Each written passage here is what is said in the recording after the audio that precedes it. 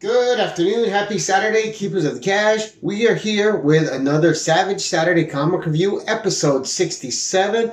And as promised, we are bringing you the Savage Sword of Conan, issues number 56, 57, and 58 in a three-part series over the next 3 weeks, which is the adaptation by Roy Thomas of the story and pastiche novel, The Sword of Skelos by Andrew Offutt. Alright, so this is the adaptation. This is the novel. Words are really working well for me today, obviously. So, great little fold-out cover. And lots of fun interior art in here. But Andrew J. Offutt did 3 novels. And just great stuff. And a lot of fun to read. And considered some of the better pastiches that are out there for Conan fiction.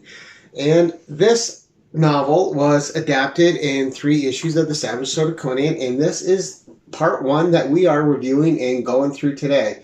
So, killer cover there, and by Nestor Redondo. As soon as I went to say it, it just jumped out of my mind. But great Nestor Redondo cover, another one of the greats in sci-fi fantasy art, just always nails it. Great job. And Conan looks fierce. You got the woman in the sands. You got the magical sword up top. And just a lot of good things happening. So we're going to open it up. And the frontispiece is by Vickiton. And we'll show you that. A little bit of the cover art right inside. Alright, and again, the Sword of Skelos.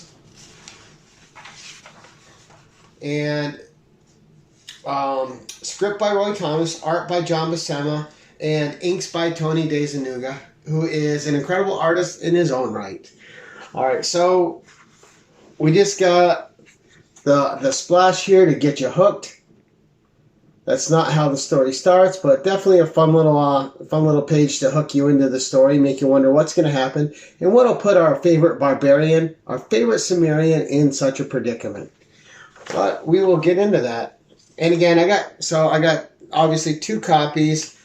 They both have their own issues. I got to pick up a near mint one day. I got 2 readable copies, which are this one's clean on the inside. This one has a better cover presentation, but has a little more issues on the inside. But regardless, I can read them. It's one of those books that, for me, has been hard to find in a near mint shape. But when I do, I'll have it.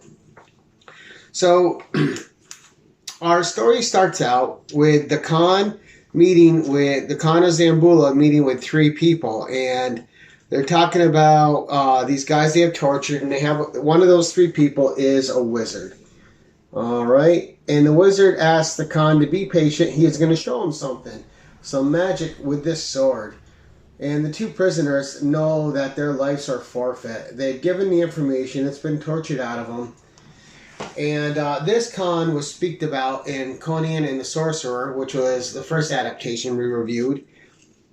And Isparana was looking for the Aya Erlich for this guy, as was the Iranistani Jahinder, I believe his name was. And I'll remember what Ajinder, something like that. But this Aya Erlich is still in play. It's still in Conan's possession in this next novel. And it's still being sought after. There's power to it. And there's power to these people. So this wizard asks the Khan to be patient.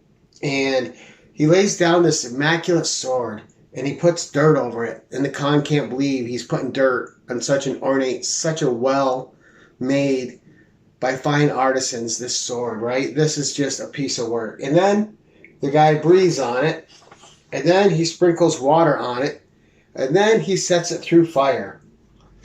And this whole time, the Khan just doesn't know what he's doing. He's just watching this poor sword. But then the sorcerer speaks one word, 2 words, slay him. And the sword leaves his grip and drives right through the heart of one of the prisoners. And at first, the Khan thinks that he threw it that way, but the sword did a pretty subtle swerve once it got near the guy to make sure that it pierced him through his heart. It was definitely sent through magical means. But the other prisoner picks it up, thinking that he's going to now use this sword to slay the Khan and escape and get out of there. But the sorcerer again, the mage, says slay him again as he's making his approach. The sword comes alive in his hands and then pierces his own heart, leaving him dead on the ground. So, some very foul sorcery afoot right at the beginning of the book and the adaptation. And wow, my words are just not working well today. Now, and the Khan notices this. He's like, both times, precisely through the heart. Enchant 1,000 swords so, and I shall have an army requiring no upkeep whatever in the smallest of quarters, yet invincible. Most of all, invincible. But the mage lets him know he can only ensorcel 2 swords at a time as such, and promises to ensorcel the Khan's own sword for him to use in such a manner. And the Khan's like, yes. But he lets him know, at the end of the ceremony, the sword must be bloodied. And he says that's not a problem. And he agrees to it. So, and then our tale opens up introducing our favorite Cimmerian, Conan himself, after an evening of debauchery with the woman there, sends her on her way. So you got over here, the final plans with the Khan getting his own sword ensorcelled. And then Conan over here, parting ways with his woman of the evening and heading into an alley, thinking he's too big and too scary looking and too confident for anyone to bother with him. And as he's going there, he's reflecting on everything that's happened in the previous novel and in the previous 3 books adaptations of just what's gone on lately. He's had a lot happening in his life, but as he rounds the corner, he is accosted by a pair of fellas who want to detain him for reasons unknown to Conan. One guy says, "Don't move any further, or else I'll be forced to lean on my sword and split your belly." While another guy behind him tries to knock him out with a club. Conan ducks that, adeptly slays the guy behind him who was trying to club him senseless. And the other guy drops to his knees, begging for his life, letting Conan know that they weren't trying to kill him. In fact, that they were tasked with bringing him to meet another guy. Conan already recognizes the sword the one is holding from Hirzul's palace, and knows that that this guy is just but an agent and does indeed not mean to kill him. And Conan puts a bone in his shoe to give him a limp, although that's not in this adaptation, it's in the book. That way the guy can't run away. But Conan dons his cloak and leads him on, sword point in his side, to let him know that if he tries to run, that Conan will slay him on the spot.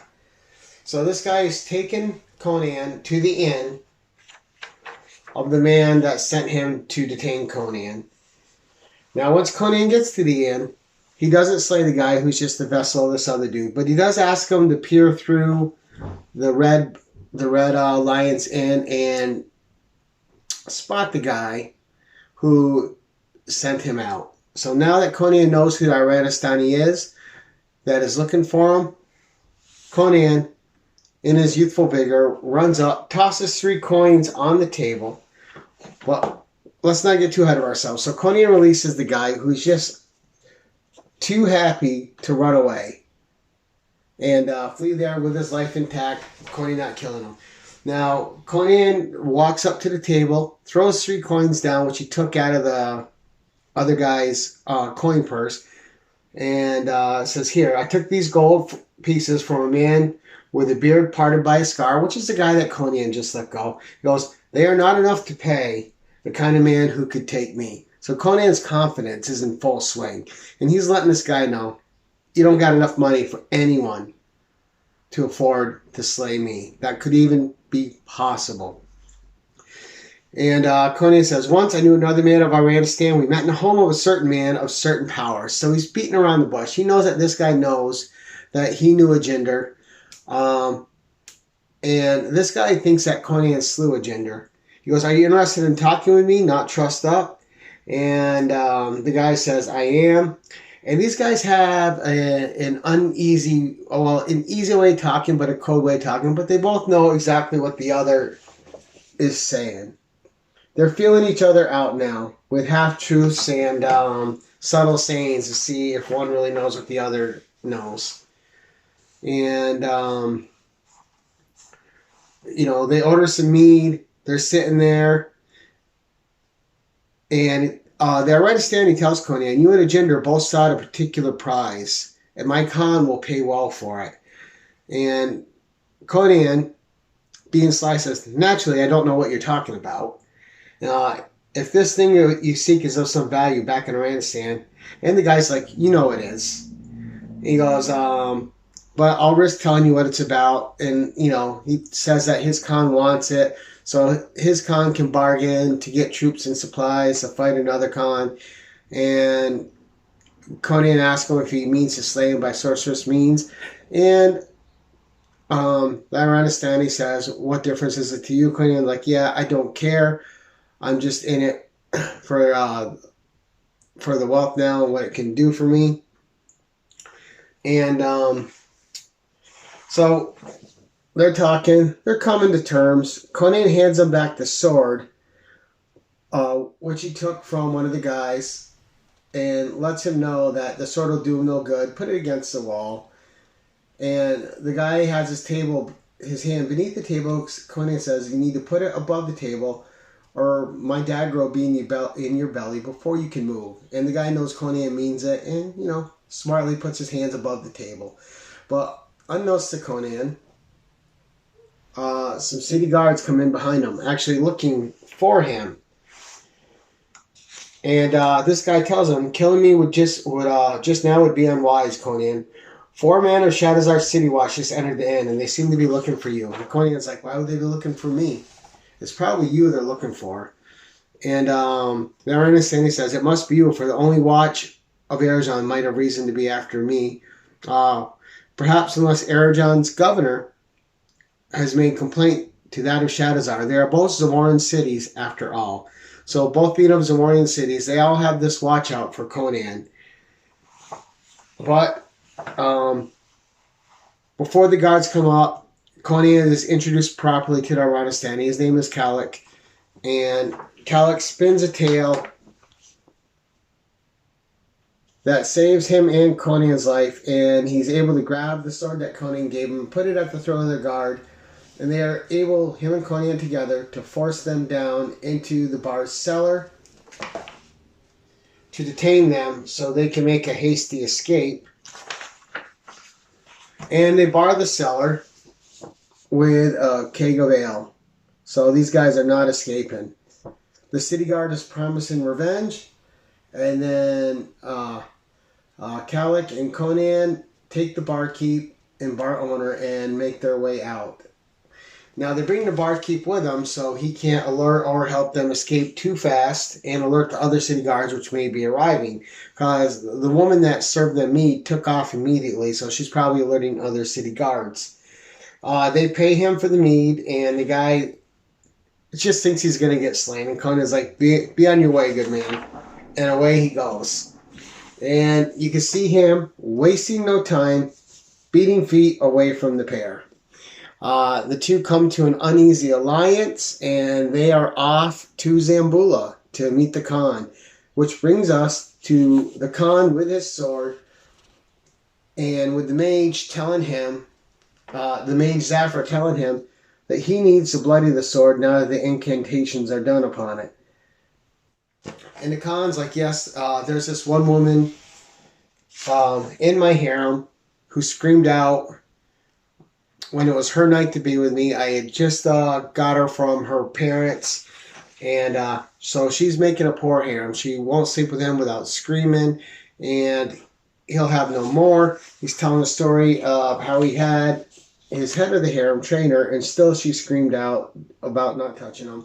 So he doesn't like that. She won't let him force himself on her. So he chooses her to die at the blade to finish the ensorcelment. So she is led under false pretenses of a reward down into the basement. And unfortunately, he convinces her that she needs to do this to represent her people correctly and rise in station. And you can see the great expressions here by John Buscema as her visage is changing to accommodate what she's being told and thinking that there's something greater meant for her, until she gets down to the blade and the mage says slay him, and it automatically slays her. So the sword does not know gender, because the Khan mentions you said slay him, and the mage Jafar says it doesn't know gender. So a lot going on here. So the sword has been bloodied. It is now ensorcelled and magical and in possession of the Khan. And the Khan wants her body let out, cut up into pieces, and buried. And he wants the two people that do it, he's telling the mage to make sure that they don't live. And he gives them spiced, poisoned wine afterward to make sure they don't talk. And then we're back in the desert. And Kazak is trying to get out of Conan if he has the Aya Erlich on him. Conan lies, says he buried it in the desert somewhere. And the Aranastani Kalik just doesn't finger his dagger anymore, because he was going to try to betray Conan and kill him on the spot to take the dagger. But Conan's clever enough to know that's the deal. But he still knows the Aranastani is figuring it out and that the ruse is up soon. And so Conan has him leading a front with his horse, with Conan behind him so he can keep an eye on him. And then things turn to someone that we met in the first story arc, and that's Isperana. So she was left in the guard of these friends of Conan, who now find out that she took off with the guy that was guarding her. She somehow convinced them to leave. And if you guys remember the last story arc, at the end, Hizar Zul, before being defeated by Conan and dying, had turned the fake one to slag wherever it was, and it was on her person. So she is bearing a scar somewhere of a burn. And just a lot of pieces coming together now. So she's escaped, and then we go back to the palace of the Khan, and you have the mage. Why am I losing it? The mage, Zafra. I call him something else by accident. Making plans, and I think he definitely intends to overpower the Khan at some point and take his place. Alright, let's see. Oh, where I lost my place. Alright, so these guys are still looking for the Aya Erlich, and the mage is saying he can still see it, that it's not with Isperana, but it's with two other travelers, and they are making their way to Zambula. So it's being brought to him, but they know not by who and by what means.